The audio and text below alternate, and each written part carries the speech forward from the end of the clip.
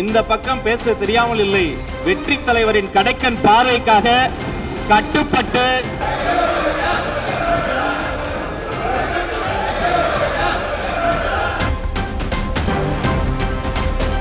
முதலமைச்சருக்கு மிக மனதுக்கு நெருக்கமான இயக்குனர் அட்லி. அவர் எடுக்கிற படம் பூரா பார்த்தீங்கன்னா பல சிறந்த திரைப்படங்களில் இருக்கிற காட்சிகளை எடுத்து போட்டு ஹிட் கொடுப்பார்.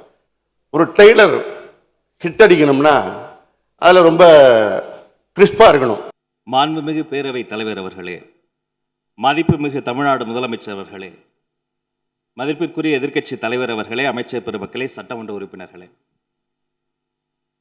மாண்புமிகு தமிழ்நாடு முதலமைச்சர் அவர்கள் தமிழ் திரையுலகில் இருந்து திரைப்படங்களை விடுத்து மக்கள் பணிக்காக அரசியலுக்கு வந்து விட்டார்.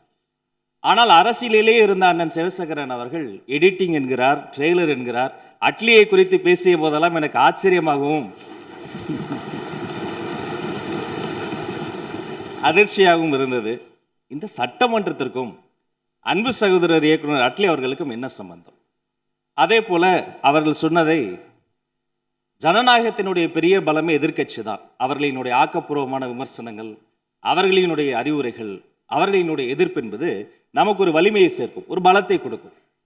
அதே சமயம் விதாண்டாவாதமாக சில விஷயங்களை திரித்து அதனுடைய உண்மை தன்மை புரிந்த பின்பும் அதை வம்பிற்காக பேசுவது என்பது எப்படி சரியாக இருக்கும் என்பதை நாம் புரிந்து கொள்ள வேண்டும். அது மட்டுமல்ல, அவர் குறிப்பிட்டார், காலங்கள் மாறும் காட்சிகள் மாறும் என்றார். இந்த சட்டமன்றத்தை பாருங்கள், காலங்கள் மாறிவிட்டது, காட்சி மாறிவிட்டது. மாண்புமிகு பேரவைத் தலைவர் சொன்னதை போல நான் ரசித்து கேட்டேன் அந்த வரியை. அன்றும் இன்றும் என்றும் தமிழ்நாட்டு மண்ணுக்கும் மக்களுக்கும் ஒரு குணம் இருக்கிறது. மாநில உரிமை, தமிழ் மொழி எங்கள் உயிருக்கு மேல், தமிழெங்கள் பேச்சு, தமிழெங்கள் மூச்சு, தமிழ்தான் எங்களினுடைய ஒரே பிரதான உயிர் இலக்கு.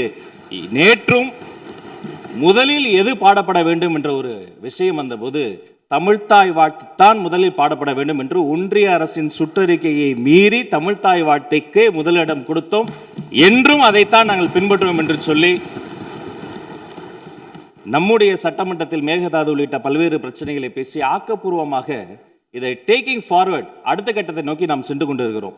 மீண்டும் 2 மாமன்ற சட்டமன்ற உறுப்பினர்கள் அவர்களுக்குள் இந்த வார்த்தை விளையாட்டை பேசிக்கொள்வதை விடுத்து ஆக்கப்பூர்வமான அரசியலுக்கு நோக்கி நாம் செல்ல வேண்டும் என்பதை மாண்புமிகு பேரவைத் தலைவர் மூலமாக கேட்டுக்கொள்கிறேன். நன்றி.